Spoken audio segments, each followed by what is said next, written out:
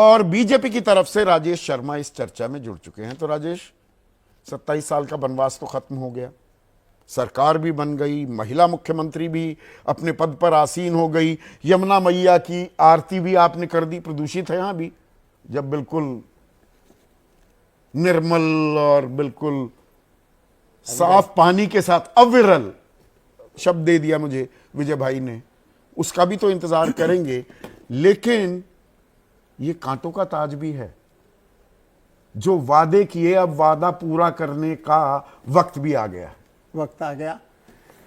जब 2014 आपको याद दिलाऊं, जब मोदी जी की सरकार आई थी तो लोगों ने कहा था कि फ्रेगाइल 5 है, यहाँ इन्फ्लेशन डबल है, 5% की ग्रोथ रेट है, कहाँ रोड बनेंगे, कहाँ स्कूल बनेंगे, कहाँ टॉयलेट, कहाँ घर बनेंगे, कुछ और चीजें, सारी चीजें होती गई है। रोड भी बन रहे हैं, एयरपोर्ट भी बन रहे हैं, वंदे भारत भी चल रही है, तो हर चीजों में बढ़ोतरी हो रही है। 2 करोड़ ये रोजगार मोदी है भी, तो मुमकिन है। अधिकतर वादे जो भी बीजेपी ने करे थे वो पूरे करके दिखाए और जनता ने देखा और जनता वोट दे रही है। नंबर 1 उसके अंदर में आप उंगली कुछ भी करो। एक दूसरी चीज आपको बताऊं, 3 पायदान होते हैं जब एक अच्छी सरकार आती है। पहला तो कट करती है एक्सपेंडिचर। देखिए यहां आते ही नॉन ऑफिशियल स्टाफ की लिस्ट मांगी गई है। जिस तरीके से खजाने को लुटाया जा रहा था वो सारी चीजें। नॉन ऑफिशियल स्टाफ मतलब नौकरियां जाएंगी? नहीं, नौकरियां किनकी? जो गलत आपने अपने कार्यकर्ताओं को पैसे दे रहे थे। आज अब किनको पैसे दे रहे हो तो आपको पता ही है। आज जितने भी मोहल्ला क्लिनिक है वो अपने कार्यकर्ताओं को दे रहे हैं। और जो रेंट का अगर आपने कंपैरिजन देखा होगा तो 3-3 गुना रेंट दे रहे हैं। तो एक्सेस रेंट तो रोका ही जाएगा ना। आज मोहल्ला क्लिनिक बंद नहीं करेंगे पर एक्सेस रेंट तो रोकेंगे। तो सबसे पहले हम कर्व करेंगे एक्सपेंडिचर को। दूसरा, हम करप्शन बंद करेंगे, जो इन लोगों ने घोटाले करके पैसे खाए, जो पहले की सरकारें सेंटर में करती थी।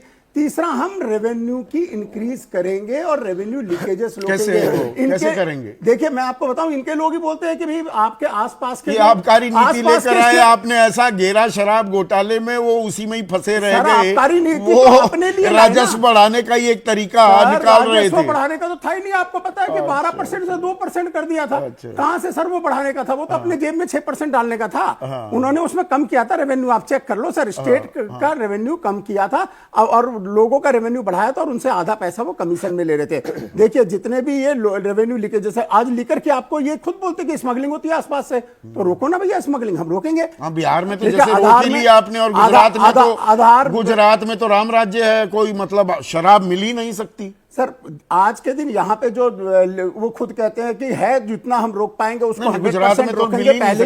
पहली चीज आपको कोई सवाल ही नहीं कि गुजरात में शराब मिल जाए। देखिए मेरे को 2 एरिया को कंप्लीट करने दीजिए। रेवेन्यू के बढ़ाने की आप बात मानोगे नहीं मानोगे। रेवेन्यू का मैं डाटा दे सकता हूं कि जब 14-15 में हमारी सरकार आई थी तो 7 लाख करोड़ रुपया हमारा डायरेक्ट टैक्स का कलेक्शन था, जो हम किसी तरह से 20 लाख करोड़ पिछले ही साल पार कर गए थे।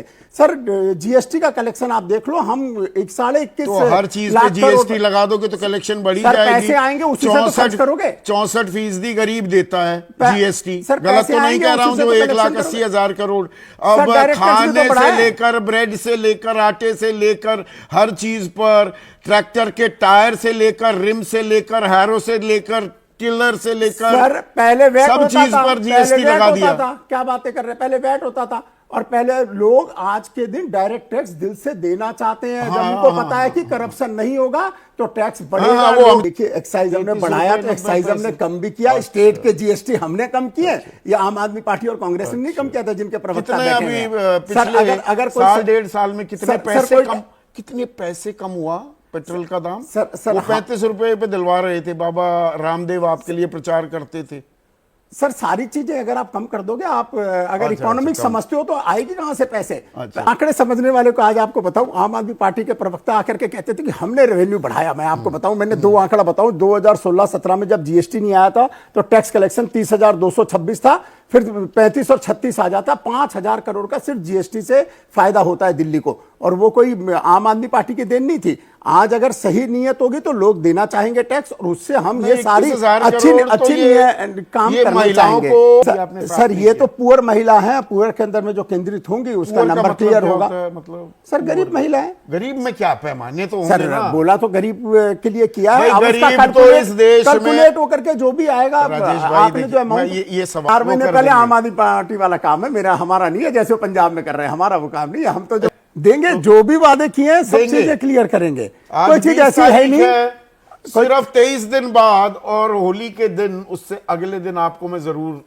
आमंत्रित करूंगा कार्यक्रम पर मैं 16 मार्च को पहले से ही न्योता है और इस बारे में हम चर्चा करेंगे। अभी इनकी एक चीज का जवाब दूं। अभी आम आदमी पार्टी वाले कह रहे थे कि हम लोगों ने यहाँ पे रेवेन्यू बढ़ाया, सरप्लस शुरू से रहा है सर। 2023 में 14,000 करोड़, फिर 5,000 करोड़, फिर 3,000, हर बार कमता जा रहा था इनके टाइम पे सरप्लस। यमुना के लिए क्लियर कर दूं मैं, यमुना CSR में अगर हम 1-1 किलोमीटर सारे कॉर्पोरेट्स को दे देंगे तो ही यमुना क्लियर हो जाएगी। आपके पास विजन होना चाहिए करने का, करिए, और बिल्कुल विजन के साथ करेंगे हम।